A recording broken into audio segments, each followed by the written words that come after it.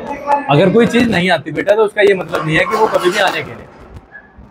अब सेंटेंसेस सिखाया जा रहा है। इधर आ जाओ, थोड़े से इधर आ जाओ, तुम थोड़े से इधर हो जाओ बेटा, आप इधर हो जाओ थोड़े से। अब थोड़े ये सेंटेंसेस सिखाए जा रहे हैं। अब हेल्पिंग वर्ब बहुत ज्यादा इंपॉर्टेंट है। हेल्पिंग वर्ब बेटा हमें मिलेगी वाक्य के सबसे बाद वाले शब्द से, और ज्यादा थोड़ी है। जब आप प्रैक्टिस रोज करोगे तो ये हो जाएगा। जैसे प्रेजेंट इंडेफिनिट की बात करेंगे हम।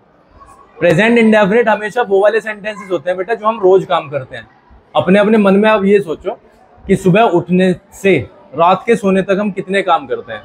मम्मी कितने काम करती हैं, पापा, यार, दोस्त, सब के सब कुछ ना कुछ तो काम करते ही हैं। वो सारे के सारे काम क्या होंगे? प्रेजेंट इंडेफिनिट में होंगे। जैसे मैं रोज स्कूल जाता हूँ, मेरे पिता अखबार पढ़ते हैं, मेरी माता जी खाना बनाती हैं। तो अगर इनके वाक्य के अंत में आप देखोगे तो क्या आएगा? ता है। क्या आएगा? ता है। जब भी आएगा तो हेल्पिंग वर्ब के रूप में आप लगाओगे डू एंड डज। बस इतनी ही बात ध्यान रखनी है। अगर वाक्य के अंत में ता है आया तो आप क्या लगाना है? Do and does. अब जो काम करता है ना उसको बोलते हैं हम सब्जेक्ट। जो काम करता है, हर सब्जेक्ट अलग अलग होता है, हर वाक्य में सब्जेक्ट अलग हो सकता है। जैसे मेरे पिता अखबार पढ़ते हैं तो क्या है यहाँ पे सब्जेक्ट? कौन काम कर रहा है? मेरे पिता। मेरी माता जी खाना बनाती हैं, कौन काम कर रहा है? मेरा दोस्त क्रिकेट खेलता है, कौन काम कर रहा है? मैं चाय पीता हूं, मैं। तो ये सब्जेक्ट जो है ना वो अलग अलग होते हैं। तो सब्जेक्ट दो तीन तरीके से मैं तुम्हें समझा देता हूं। एक तो होता है सिंगल। सिंगल में जैसे वह है ना, या किसी का नाम आ गया। कोई लड़की है तो उसके लिए शी, कोई लड़का है तो उसके लिए ही, और कोई भी नाम आ गया तो होता है सिंगुलर, जिसको हम बोलते हैं थर्ड पर्सन भी बोलते हैं। थर्ड पर्सन का मतलब तीसरा व्यक्ति। पहला होता है मैं और हम, दूसरा तुम, और तीसरा होता है वह या वे। हाँ बेटा, 5-7 मिनट। मेनली हम दो चीजों के बारे में बात करेंगे। एक होता है सिंगुलर, दूसरा होता है प्लूरल। सिंगुलर मतलब एक, प्लूरल मतलब एक से ज्यादा, 2, 3, 4, 5, 6, 7, 8। ठीक है, क्लियर है? जब भी सिंगुलर होगा बेटा तो हेल्पिंग वर्ब में आप लगाओगे डज। क्या लगाओगे? और जब एक से ज्यादा होंगे तो आप लगाओगे डू। क्लियर है? एक से ज्यादा का मतलब तुम, तुम का मतलब यू। एक से ज्यादा मतलब वे का मतलब दे। एक से ज्यादा मतलब हम मतलब कई, वी। तो इसमें लगेगा वी के साथ में डू। और जब होगा कोई नाम आ गया, अक्षित आ गया, या उज्जवल आ गया, या कोई सिंगल नाम आ गया, या ही आया, या शी आया, या इट आया, तो उसके साथ में लगेगा डज। क्लियर है? अब आई के साथ में बात करते हैं।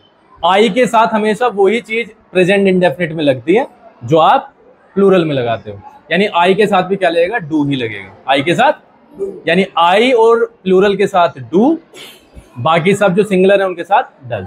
अब जैसे मैंने सुबह आपको एक सेंटेंस पूछा कि क्या आप स्कूल जाते हो? क्या आप स्कूल जाते हैं, या क्या वह स्कूल जाता है, या वह स्कूल जाता है। अब आपको ये कैटेगराइज करना पड़ेगा।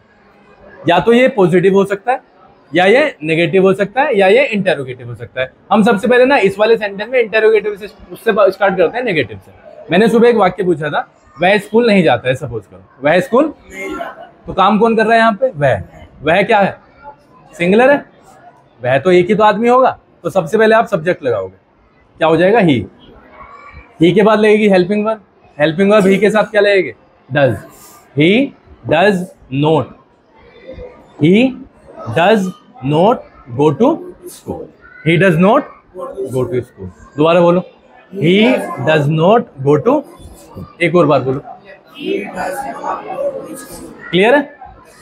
अब ही वाले नेगेटिव क्या कुछ हुआ है? हाँ, ले ले। ही वाले तुम सारे सेंटेंस ऐसे ही बना लो। वह स्कूल नहीं जाता है बन गया। अब मैं दूसरा कह रहा हूं, वह क्रिकेट नहीं खेलता है। बिल्कुल ऐसे बनेगा, वह क्रिकेट नहीं खेलता है। He does not play the cricket, नहीं cricket. Saksham, he does not play cricket, he does not। Amrish ji से कह के आ कि मैं तो पढ़ा रहा हूँ उन्हें, वो एक बार मॉडर्न पब्लिक स्कूल में त्यागी जी से बात करेंगे। किससे? फोन आ रहा है उनका। He does not play cricket, वह मंदिर नहीं जाती है। वह मंदिर नहीं जाती है। बताओ, go to temple. She does not go to. Temple. मैं बाजार नहीं जाता हूँ। I do मैं बाजार नहीं, सबको बोलना है, मैं बाजार नहीं जाता हूँ।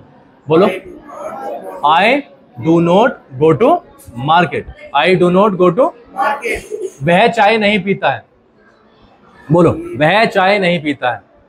ही, बोलो बोलो, ही, लव्य बोलो, he does not take tea. He does not take tea. वह क्रिकेट नहीं खेलती है। वह क्रिकेट नहीं खेलती है।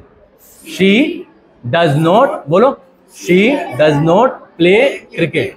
She does not play cricket. इस तरीके से बनेंगे। तो एक ही तरीके के सेंटेंस आप जब 8-10 बनाओगे ना और प्रैक्टिस करोगे तो वो हो जाएंगे। जैसे मेरी माताजी खाना नहीं बनाती है, सपोज करो हम नेगेटिव बना रहे हैं, तो मेरी माताजी खाना नहीं बनाती है, लगाओ my mother does not cook food. दोबारा, my mother does not cook food. अरे देखे ये जरा, अमरीश जी को देखा, my mother does not cook food. हाँ ईशांक, इसका पहला बटन ऑफ करिए। ऊपर ऊपर 2 बटन है ना ऊपर, हाँ उधर वाला कर दे। ठीक। माई mother does not cook food. मेरे पिताजी अखबार नहीं पढ़ते हैं। माई फादर, बोलो, डज नॉट, बोल जल्दी। माई फादर डज नॉट तो तुरंत बोलना चाहिए। My father does not read the. मेरा दोस्त गरीबों की सहायता नहीं करता है। तो जब बोलोगे ना माई फ्रेंड, क्या बोलोगे? माई, तुरंत बोलोगे माई फ्रेंड डज नॉट। बोलो, my friend does not help the poor. दोबारा बोलो, my friend does not help the. Clear है? My friend does not help the. तो आप नेगेटिव हमने ये वाले इस तरीके से कर लिया। जब आप, जैसे मैंने कहा, एक सेंटेंस को ही प्रैक्टिस के रूप में कई बार करते हो तो वो क्लियर हो जाता है। बताओ, कोई दिक्कत तो नहीं है? लेकिन पढ़ना इसके लिए घर पे पड़ेगा। घर पे नहीं पढ़ोगे तो फिर दिक्कतें होंगी। क्लियर है बात, या कोई प्रॉब्लम है? अरे तू क्या है ना, क्या है सक्षम? मैं उससे दिलवा दिया। कोई और प्रॉब्लम हो तो बताओ। अब आपको इसी तरीके के 20 सेंटेंस बनाने हैं घर पे बैठ के। मेरा दोस्त ये नहीं करता है, मेरे पिता ये नहीं करते हैं, मैं ये नहीं करता हूँ, तुम ये नहीं करते हो, ये इस तरीके से आप 20 सेंटेंस बनाओगे और उनकी बोल के प्रैक्टिस करोगे। बोलना है आपस में, है ना, प्लस घर पे अपने आप से भी बोलना है, तब जाके कुछ होगा। तो मैं क्लियर समझू इस वाली चीज को? आपको कुछ नहीं करना, सब्जेक्ट, फिर उसके बाद डज नॉट, उसके बाद मेन वर्ब लगाना है, उसके बाद ऑब्जेक्ट लगा देंगे। और हाँ बेटा, साउंड अभी अमरीश जी का फोन आ रहा, मुझे पता नहीं है भाई। इधर ही देख, यहीं पे देख ले आके। 20 सेंटेंस की प्रैक्टिस कर लोगे, कोई दिक्कत तो नहीं है? तो कल मैं आपके 20 सेंटेंस ये यहाँ पे चेक करूंगा, है ना, कहाँ पे लिखे हैं, और फिर इसी के बारे में हम कल को बात भी करेंगे। मैं पूछूंगा और आप बताओ। क्लियर है? और कोई दिक्कत हो तो बताओ। और कोई तो दिक्कत नहीं है? ठीक, चलो ठीक है। इसमें